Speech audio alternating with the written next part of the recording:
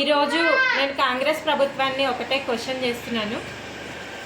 ఏంటంటే ఇప్పుడు వాళ్ళు 6 గ్యారంటీలు ఇచ్చారు కదా, అది మొత్తం మహిళలకే అన్నారు. ఒక్కటి కూడా ఇంప్లిమెంటేషన్ కరెక్ట్గా లేదు.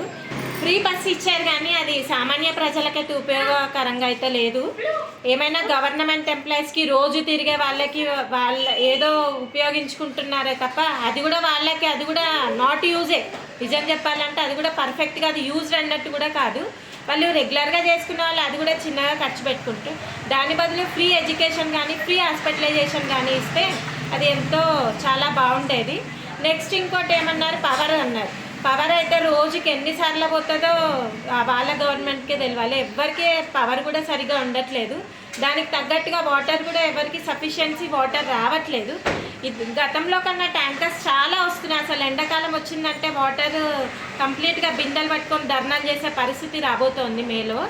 వాళ్ళ నెక్స్ట్ ఏంటి, రైతులకు అన్నారు. పాపం ఎక్కడ చూసినా వాళ్ళు రైతులు ఎండిపోయిన పొలాలే తప్ప మంచి పచ్చ పొలాలు కనిపించడమే కరువైపోయింది మన కాంగ్రెస్ గవర్నమెంట్లో.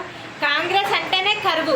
కనీసం ఒక్కటి కూడా మన రాష్ట్రానికైతే కాంగ్రెస్ వచ్చినాక ఏది బెనిఫిషియల్గా లేదు. అండ్ నెక్స్ట్ మహిళలకైతే ఎటువంటి ఉపయోగం లేదు. అది మహాలక్ష్మి పథకం అన్నారు, 2500 అన్నారు, ఇంటికి అత్తకి కోడలికి అన్నారు. అత్తకు రావట్లేదు, కోడలికి రావట్లేదు. నెక్స్ట్ ఇంకోటి ఏంటిది, రైతు బంధు అన్నారు. ఇప్పటికీ రైతు బంధులు అయితే పాపం రైతులు ప్రతిరోజు న్యూస్